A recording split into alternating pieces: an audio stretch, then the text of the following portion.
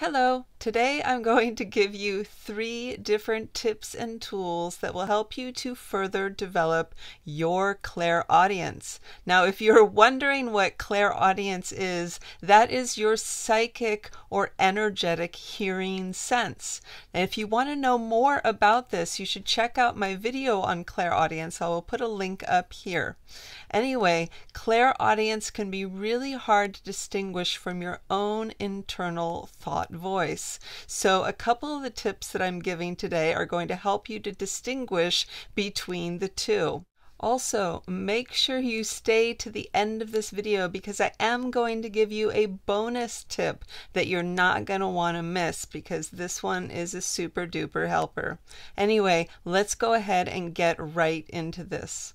Okay, so firstly, I want to remind you that we are energetic beings. And as energetic beings, we already have all the clairs because this is our energetic means of communicating and receiving information. Now, each of us has our clairs built up and developed at different levels. So you may find that some clairs are very active and very high, and others you may not notice at all, but that does not mean that you don't have them. Okay, so just keep that in mind that you do have all of the clairs and you are clairaudient. You just have to develop it further. And that's what we're going to do here today. Okay, so the first tip is hyper listening. Now, what does this mean? Okay, what I mean by this is going beyond your natural auditory sense, okay? So with your energetic senses, you need to hear way above and beyond what you normally hear with your ears. So the way that you practice that is by paying attention to sounds beyond what you would normally hear. So how do you do this? You listen, okay? And what I mean for you to do is to hyper listen. So let's say you're listening to the leaves rustling, all right? And you can hear the sound of the breeze and you can hear the sound of the leaves. And I want you to continue to listen as intently as possible and try to hear even beyond that, all right? And practice with lots of different sounds, okay?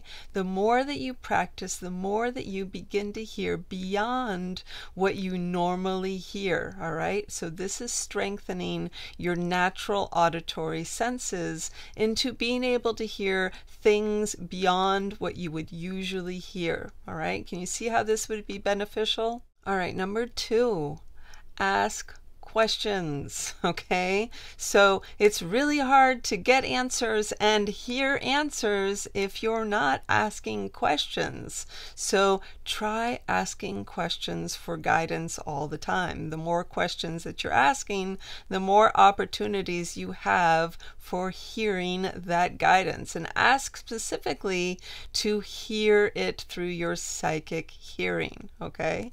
And things that you specifically want to know that are meaningful to you, okay?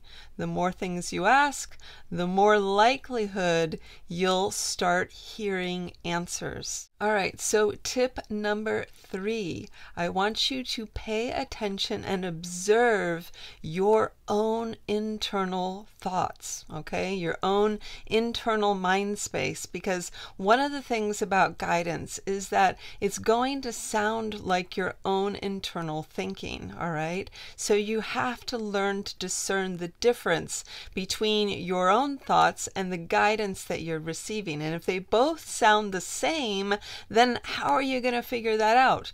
Well, the trick is by observing and paying attention. All right, so you want to begin to notice the tonal quality of the voice or where it's coming from in your mind space. So maybe your own thoughts are coming from one side and the guidance is coming from the other. So begin to pay attention to each of those. Additionally, your inner thinking is a linear process, right? And it requires effort. So thought requires effort.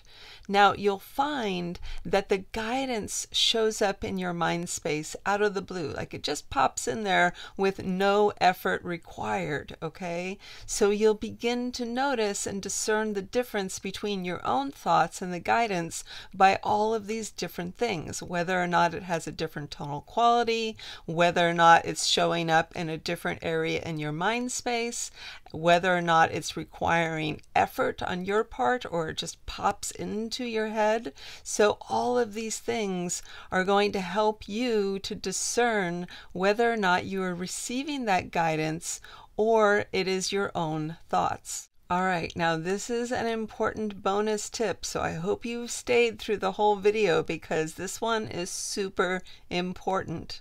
Now keep in mind that most people expect clairaudient messages to be heard easily, right? Like our own voices. So you expect that guidance to be somebody like whispering in your ear, and that's not quite how it works. So if you know that that guidance is going to sound like your own internal voice, I want you to pay attention to how your own internal voice sounds, right?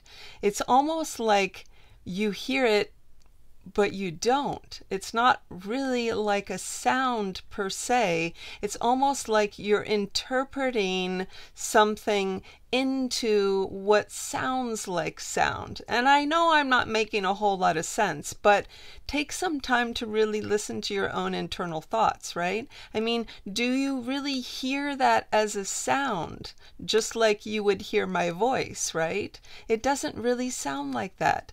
So it's the same thing with guidance, all right? It's not going to sound like a sound. It's going to be an interpretation into sound, so to speak, okay?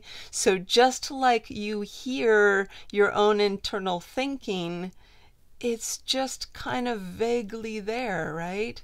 And it's really hard to sometimes even discern your own internal thinking, right?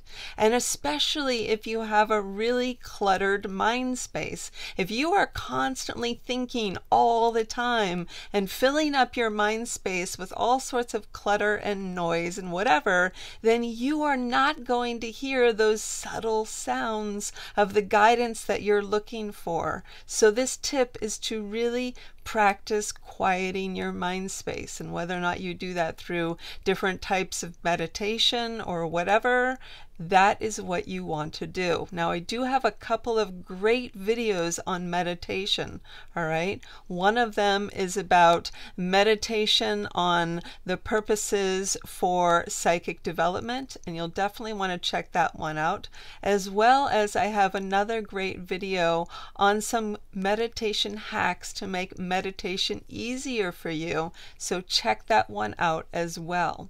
So yeah, meditation, when you're quieting your mind space, it is so important, especially for clairaudience, because you cannot hear your internal internal thoughts, much less guidance, if your thought space is all full. So work on that one, all right? That one's a big one, and that one's going to help you a lot.